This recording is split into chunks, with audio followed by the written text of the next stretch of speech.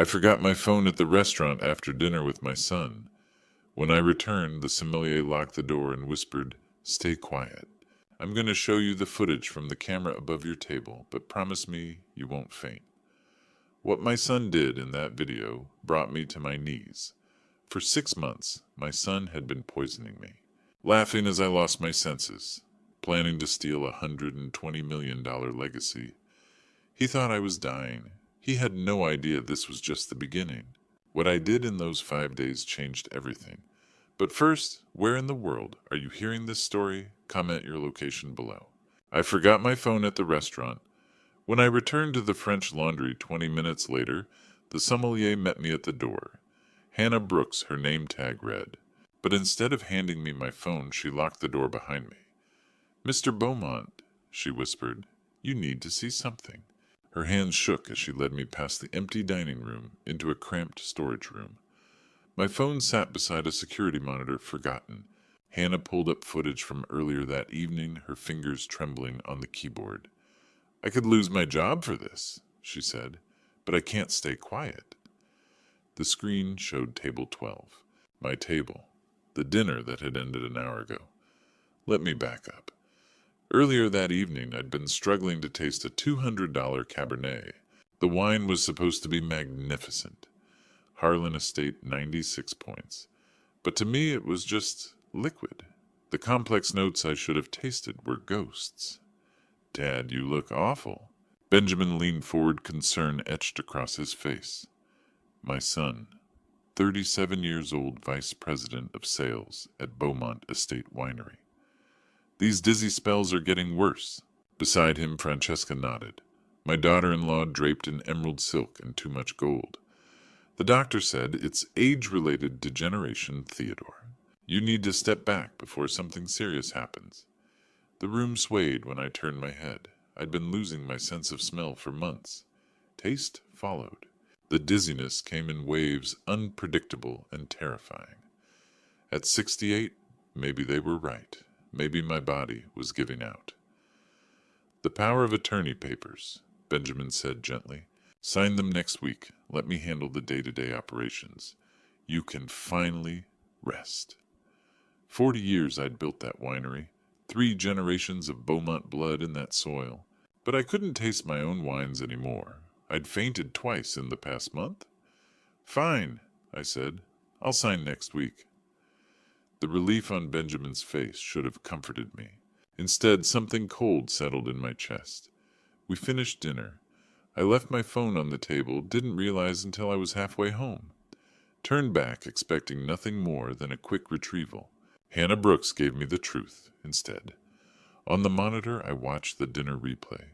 Watched myself stand and walk toward the restroom. The moment my back turned, Benjamin moved. Quick and practiced, he reached into his jacket and pulled out a small vial, clear liquid. He uncapped it with his thumb and poured it into my wine glass, the glass I'd drunk from when I returned. Francesca saw. She didn't stop him. She turned her body, shielding him from view, and smiled. But that wasn't the worst part. After I sat back down and drank, after I'd grimaced at the taste, I could barely detect. Benjamin waited until I looked away. Then he hunched his shoulders and let his head wobble, mimicking my tremor. His face twisted in a cruel parody of my confusion, and Francesca laughed, silent on the footage but unmistakable. My son, poisoning me, mocking me. My knees buckled. I hit the floor of that storage room, Hannah's hands catching my shoulders. "I'm so sorry," she kept saying. "I'm so sorry. I don't know how I made it outside." Hannah steadied me across the parking lot, my phone clutched in a hand that wouldn't stop shaking. The night air should have smelled like jasmine. The gardens were famous for it. But I smelled nothing. Just absence where my senses used to be. "You can't drive like this," Hannah said. "I'm fine." "You're not." Her young face was fierce under the parking lot lights. "What are you going to do?" One thought burned through the shock. I had 5 days. The board meeting was Friday. If I did nothing by next week, Benjamin would control everything. By next month, I'd be warehoused in some coastal condo, while my son destroyed 40 years of work. "This ends Friday," I said. The words surprised me with their certainty. I'd watched my son poison me, watched him laugh about it. Whatever illness I thought I had, whatever age-related degeneration the doctors diagnosed, it was a lie. Benjamin had been poisoning me for months, maybe longer, making me weak enough to sign away my life's work. But I had 5 days. 5 days to figure out what he'd used, why he'd done it, and how to stop him. 5 days to save everything my family had built over 3 generations. Hannah Brooks squeezed my arm. "Tell me how I can help." I didn't have an answer yet, but standing in that parking lot, betrayal still fresh as an open wound, I knew one thing with absolute clarity. This ended Friday. The carriage house lab smelled like my father oak rubbing alcohol, and 40 years of careful work distilled into chemical traces. Past midnight when I unlocked the door, but sleep wasn't an option. Not after watching my son poison me on camera. The fluorescent lights buzzed to life above my head, illuminating equipment my grandfather had brought from France. Glass beakers and copper distillation coils polished by 3 generations of use. Tonight, I needed them to tell me exactly how Benjamin was killing me. I cut the wine-stained fabric from my jacket sleeve with surgical scissors and placed it in a test tube. Added solvent sealed it, gave it a shake. The stain dissolved into cloudy liquid. While it processed, I pulled down toxicology textbooks I hadn't opened since graduate school at UC Davis. If there was poison in my system, the chemical breakdown would reveal it. Everything left traces, even betrayal. The chromatography equipment took 90 minutes to warm up and run the sample. I spent that time pacing the lab, my mind cycling through possibilities. What compound could destroy taste and smell without killing outright? What would make a doctor diagnose age-related degeneration instead of poisoning when the printout finally emerged? I had my answer. 2 chemical peaks, sharp and unmistakable. Zinc chelate, a compound that bound to zinc in the bloodstream and flushed it out through the kidneys. And sulfite receptor blocker industrial chemistry used in wine production testing, never meant for human consumption. Together they were brilliant. Evil, but brilliant. Zinc deficiency destroyed taste and smell, gradually mimicking natural aging. The sulfite blocker specifically targeted the receptors that detected wine compounds sabotaging the one sense I'd built my entire life around. I'd been losing my palate not because of age, but because Benjamin was systematically dismantling it. The most important discovery: both compounds were temporary. Stop the exposure supplement with zinc and my senses would return. Slowly, but completely. Benjamin hadn't wanted me dead. He'd wanted me broken, confused, desperate enough to sign away everything I'd built. I left the lab and went into the main house. Benjamin and Francesca had driven back to their San Francisco apartment. After dinner, they kept a place in the city, visited the estate 3 or 4 times a week. The house was mine. I started with the kitchen. The vitamin bottles Benjamin had given me 3 months ago sat cheerfully in the cabinet. Nature's Strength. Zinc support formula for your health, Dad. I peeled away the label. Underneath, in stark black and red, Vintech Global. Industrial Solutions Division. Sample batch, Alpha 7. Not vitamins. The poison itself repackaged. In Benjamin's old bedroom, I found more. Empty vials in the bathroom trash, each embossed with the same logo. Property of Vintech Global, not for resale. Someone had been supplying him. Someone with access to industrial chemicals and a complete absence of conscience. His desk drawer held the final piece. Gambling debts. Casino markers from Las Vegas, Reno, Atlantic City.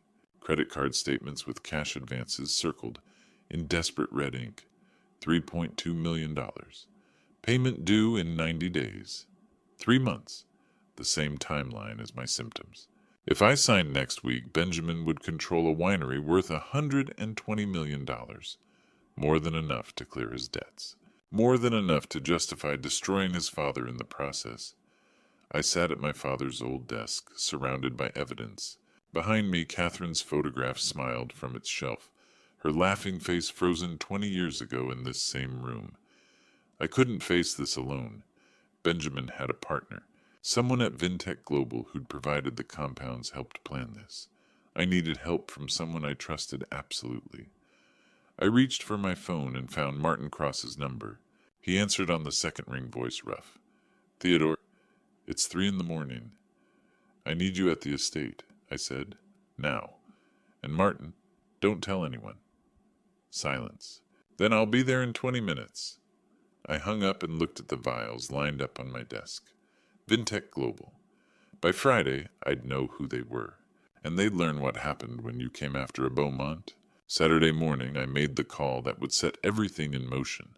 My voice shook, not from weakness, but from the effort of sounding weak. Benjamin, I can't wait until next week. Come today. Bring the papers. Silence. Then carefully, Dad, are you sure you sound... I woke up and couldn't smell my coffee. I let the words crack. Nothing, not even bitterness. It's all gone, son. Muffled conversation on his end. When Benjamin came back, his voice was smooth, with barely contained excitement. We'll be there by 2. Thank you. I made it surrender. I want this over. He arrived at exactly 2 o'clock with Francesca in a bakery box. The power of attorney documents were pristine in a leather folder. I met them in my bathrobe, let my hand shake on the doorframe. Benjamin's eyes gleamed. Dad, you look terrible. I feel terrible. I shuffled toward the living room. What's that smell? Something's burning. Francesca set the cake on the coffee table. Chocolate, Theodore, your favorite. I leaned over it and jerked back. That's not chocolate. It smells like burnt rubber, like chemicals. Are you trying to poison me? Benjamin's hand found my shoulder. Dad, your nose is confused. Let's get these signed so you can rest. He spread the documents across the table. General power of attorney cream paper, his lawyer's seal embossed at the bottom. My name waiting for a signature.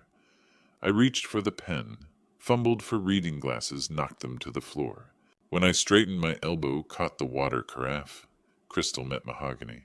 Water flooded the documents, ink bleeding seal dissolving. No, Benjamin lunged, but too late. The power of attorney was ruined. I'm sorry. I made my voice crack. My hands don't work anymore. He stood holding dripping paper face, cycling through rage and forced patience. It's fine, he said through clenched teeth. We'll print new ones Monday. No, at the office. Friday.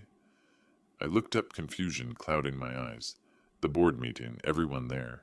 If I'm signing away 40 years, I want witnesses, so everyone knows it was my choice.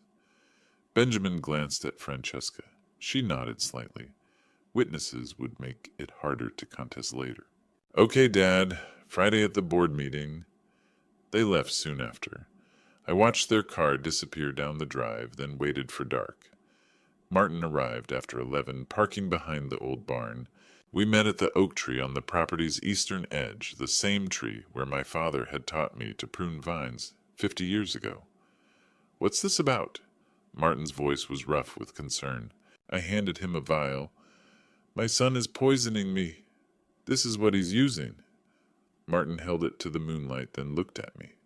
Didn't question, didn't ask if I was certain. Just, what do you need? The vintage collection, every bottle. It needs to be moved before Friday.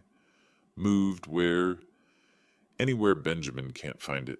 I kept my voice level. He's planning to destroy it. I need it gone by Thursday night. Martin was quiet. Then he squeezed my shoulder hard. The wine will be safe, old friend. I swear it.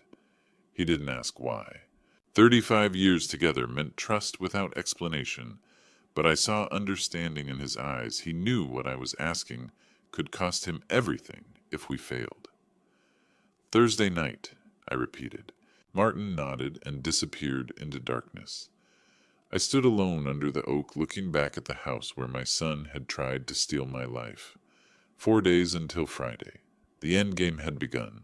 For 4 days I played the dying patriarch, shuffled when they watched, fumbled with wine glasses, let them see exactly what they wanted to see. But alone in the lab, I was healing. I drank zinc-rich solutions 3 times a day, detoxed with activated charcoal and milk thistle. By Monday, I could taste the bitterness in my coffee. By Tuesday, the oak barrels in the cellar smelled like oak again, not nothing. I kept it hidden. When Benjamin visited, and he visited often now, circling like a vulture waiting for death, I made sure to squint at labels I could read perfectly, to sniff wine and declare it odorless. He grew confident, careless. Wednesday afternoon, I sat in the living room, pretending to doze while Benjamin paced the garden, phone pressed to his ear. He thought the French doors were closed, but I'd left them cracked open an inch. His voice drifted through clearly. "Friday night the tankers roll in," he was saying. "We'll have crews working through the weekend. Flush it all, every barrel, every bottle. By Monday we'll have cash." Silence while he listened. "I don't care what it's worth at auction." Benjamin's voice turned sharp. "I need liquid assets now. The casino's not going to wait. Just process it all as industrial base. Nobody needs to know we're dumping $30 million worth of vintage wine down a drain." My hands clenched on the armrest. "Yeah, the old man's signing Friday morning. After that the estate's mine. We'll rebrand by end of month. Your fresh, clean line will be on shelves by Christmas." He laughed at something on the other end. "Trust me, Theodore Beaumont won't know what hit him. By the time he realizes what we're doing, he'll be too senile to stop it." The call ended. Benjamin walked back inside, saw me sleeping in the chair, and smiled. Later that evening, while Benjamin showered upstairs, I went to his room. His briefcase sat on the bed, unlocked. Arrogant or stupid, maybe both. Inside I found the rebrand proposal. The first page showed my logo, the elegant script S entwined with grapevines that my grandfather had designed in 1952. Across it, a red X. The next page made my stomach turn. New logo, garish green and orange. Blocky sans serif font screaming, "Beaumont Fresh Clean." Below it, product mock-ups. My hand-blown crystal bottles. Vessels that once held evening in Paris and golden autumn, now filled with neon blue liquid. The labels read, "All-purpose, bathroom cleaner, toilet bowl power gel, pipe unblocker, maximum strength. The scent of clean by Beaumont." The tagline at the bottom perverting everything my family had built. They weren't just stealing the winery. They were turning 3 generations of craftsmanship into bathroom chemicals. My name, Catherine's memory. My father's legacy reduced to toilet bowl commercials. I thought of Catherine's photo in the lab, her laughing face as she'd helped me blend the 1998 vintage. "This one's special, Theodore," she'd said. "People will remember this wine long after we're gone." They'd remember it as drain cleaner instead. I closed the briefcase, hands steadied despite the rage burning through me. Benjamin wanted to flush my life's work down literal drains. Wanted to make the Beaumont name synonymous with cheap chemicals and lie-filled promises. Thursday night, the trucks would come. Benjamin didn't know that yet, but his precious collection, every bottle he planned to destroy, would vanish. I'd make sure of it.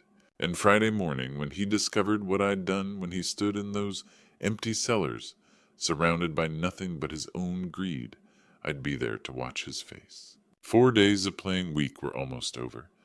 Thursday night we'd take back what was mine. The cellars had always felt like a cathedral.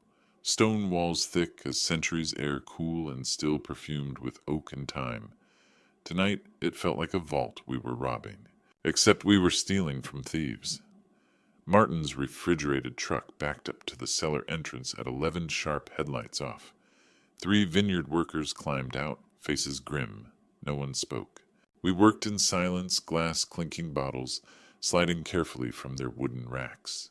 40 years of my life lined those stone walls, each vintage a memory trapped in glass. The 1974 that Catherine and I had made during our honeymoon summer.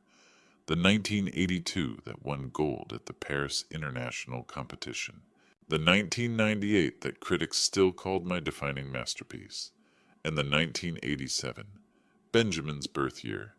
I'd made 20 cases that vintage and kept every bottle. They were supposed to be opened at milestones: his wedding day, the birth of his first child, the afternoon he'd take over the winery, with pride instead of poison. Celebrations that would never happen now. I pulled one bottle from its slot in the rack. The label had yellowed slightly. Over 37 years, the wax seal cracked with age. Inside, the wine had been maturing patiently, waiting for a moment worthy of it. Made this when he was born, I said quietly. Martin had come to stand beside me. Saved it for the day he'd earned it. Martin looked at the bottle, then at me. His weathered face was sad but firm. Save it for someone who deserves it. I nodded once and placed it carefully in the padded wooden crate. Someone would drink this wine someday. Someone who understood what it meant to build something slowly with patience and love. Just not my son. The crew worked through the night with methodical silence. Every bottle catalogued, wrapped in protective tissue, loaded into climate-controlled trucks. The 1950s reserves my father had made with his own hands. The 60s vintages that established Beaumont's reputation across California. The experimental blends I'd been aging in Hungarian oak, waiting for them to reach their full potential. We replaced them all with decoys.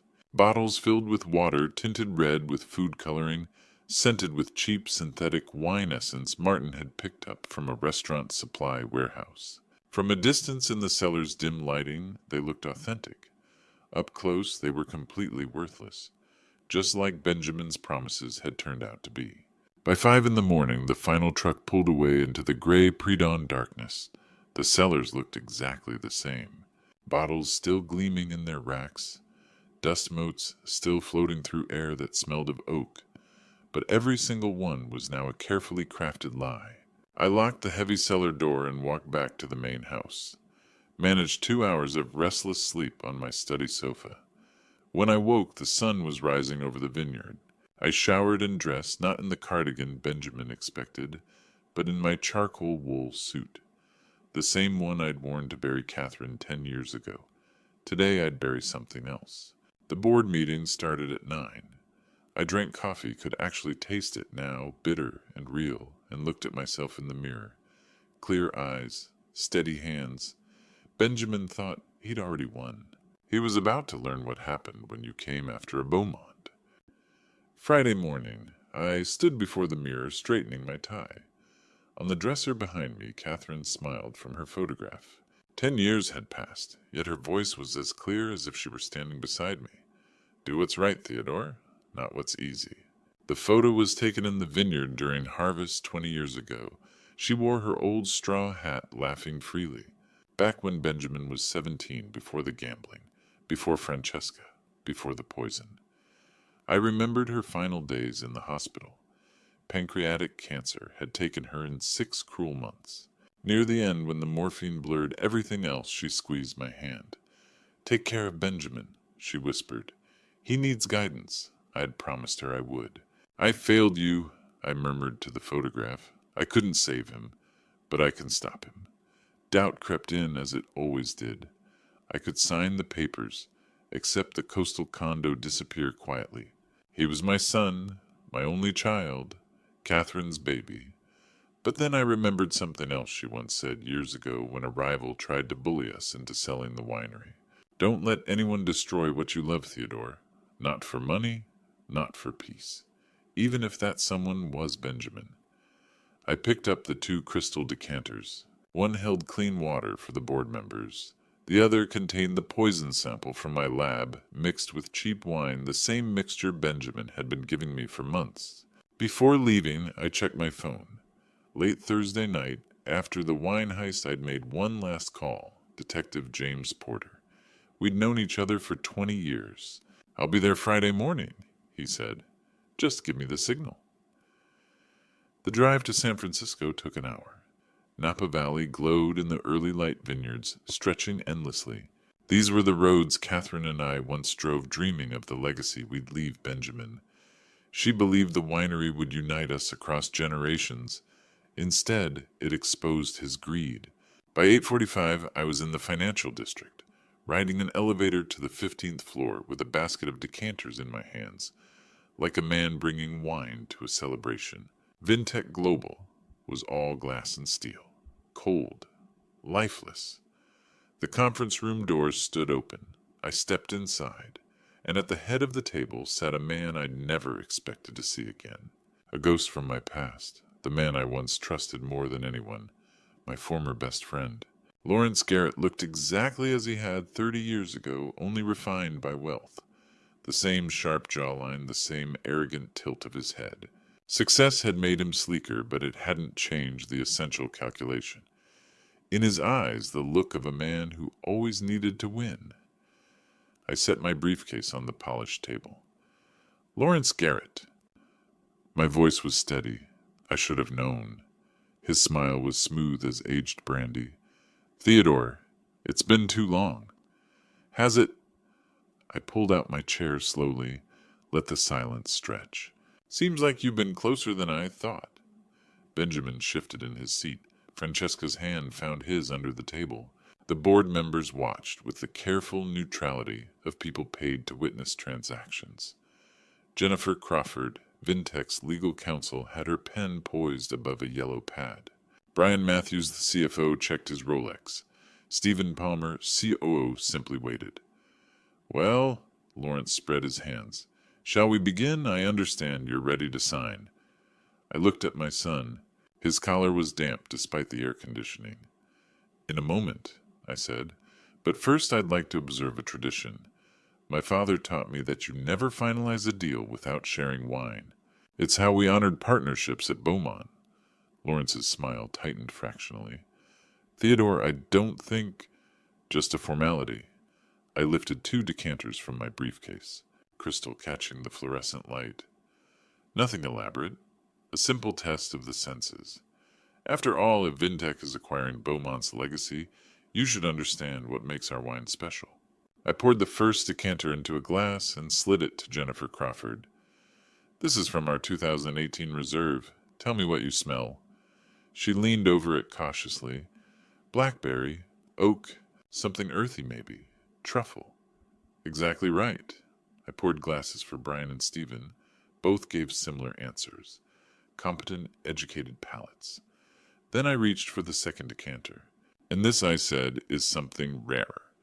I poured for Lawrence first. The liquid was pale gold, unremarkable. He lifted it to his nose, and I watched his face for the flicker of recognition that would confirm everything.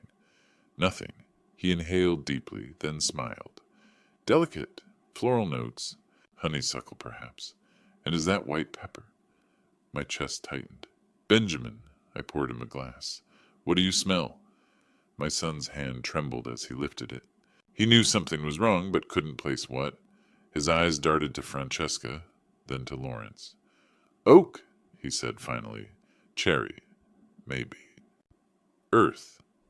The same fumbling vocabulary he'd always used when pretending to understand wine. I set the decanter down very carefully. Interesting, I said, because what you're smelling, both of you, is industrial zinc waste, mixed with a sulfite receptor blocker. The same compound I've been ingested for 6 months. The poison designed to destroy my palate. The room went absolutely still. Jennifer Crawford's pen froze mid-stroke. Brian Matthews stopped breathing. Stephen Palmer's eyes went wide. Lawrence recovered first. Theodore, that's absurd. You're clearly unwell. Then why I interrupted? Did you describe it as honeysuckle? Why did Benjamin smell cherry? I turned to Jennifer. You correctly identified the 2018 reserve, but they identified poison as something pleasant, because their noses work fine. Mine doesn't. Not anymore. Benjamin's face had gone white. Dad, you don't what? I leaned forward.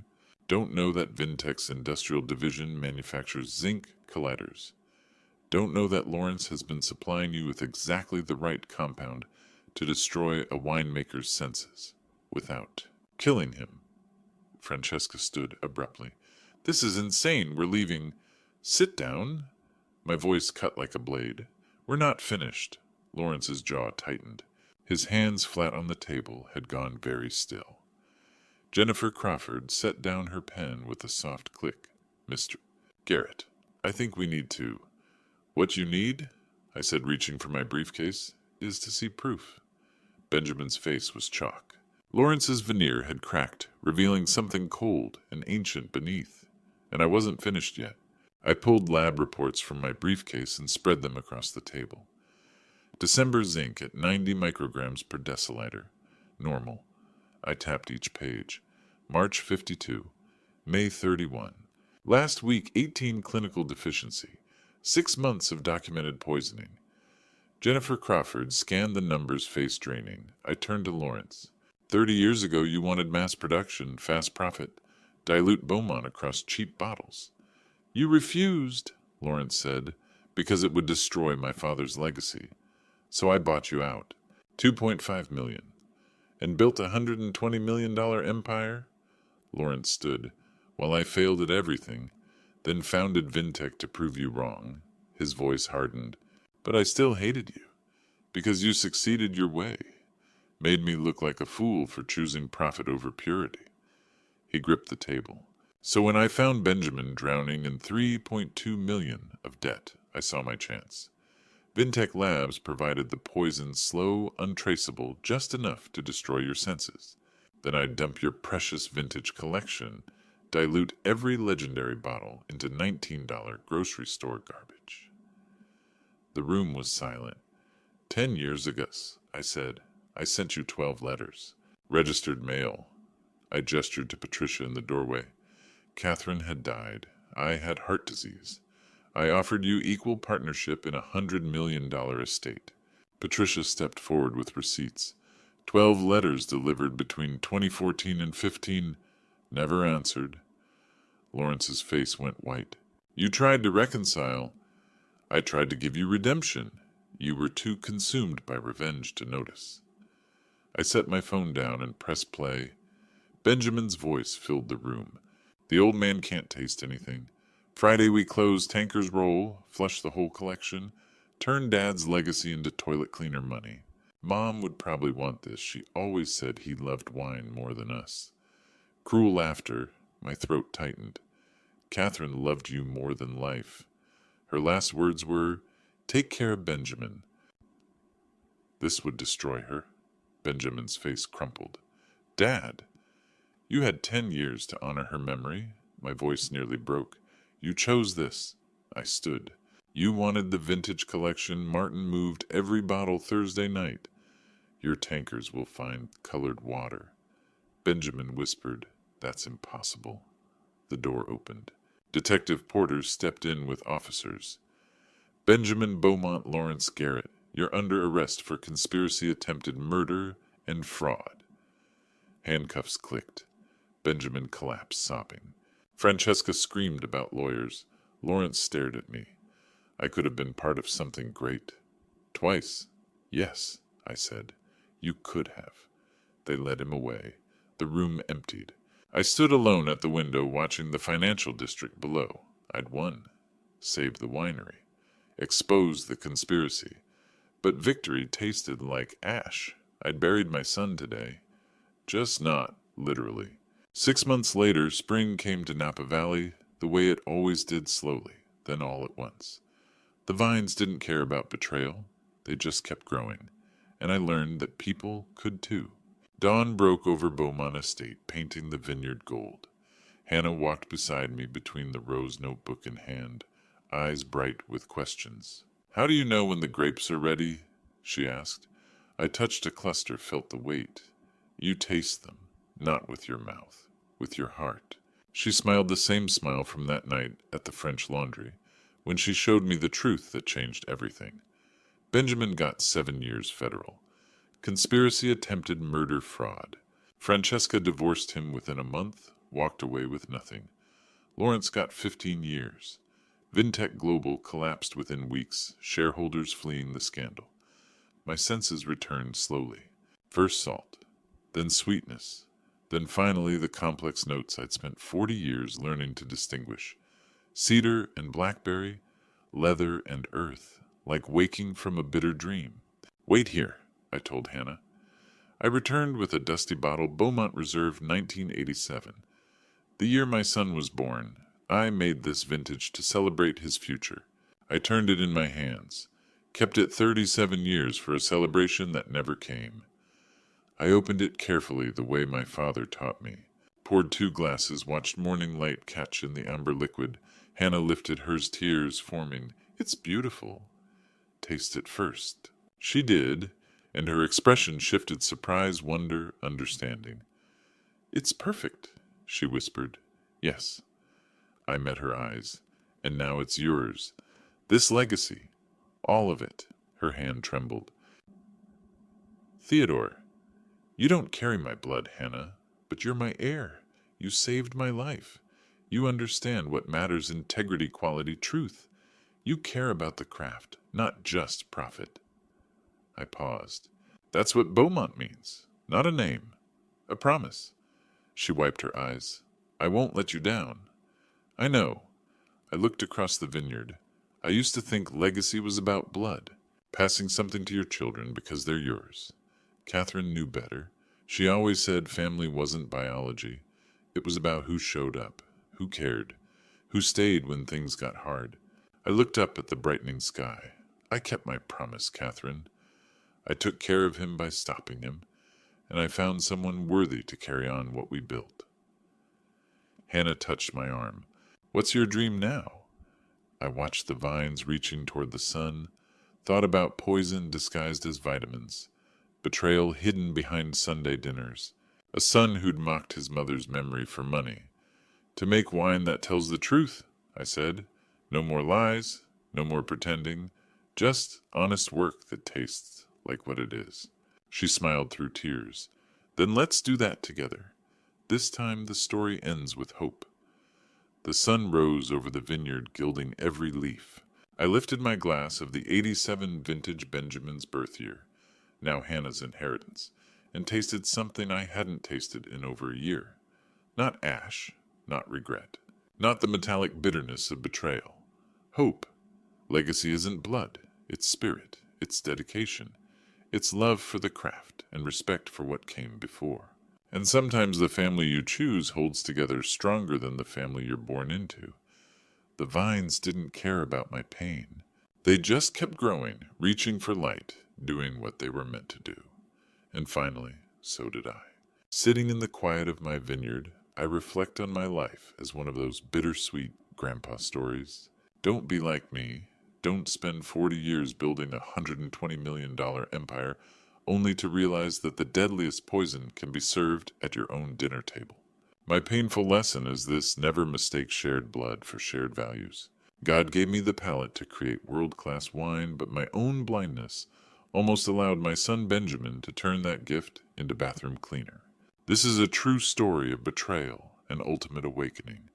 My advice to you is to stay vigilant against the sweet whispers of those who only covet your crown. If God had not intervened through the courage of Hannah Brooks, I would have ended my days rotting in a lonely condo, stripped of my dignity. Do not wait until you lose your senses to realize the stench of greed around you. Remember, a real legacy isn't found in boastful grandpa stories, but in the integrity of the soul. I am grateful that God granted me a second chance to tell this true story and save what Catherine and I built together. Life will eventually become one of those grandpa stories told to the next generation. Make sure yours is a true story of resilience rather than a tragedy of misplaced trust. What do you think about the fate of my family?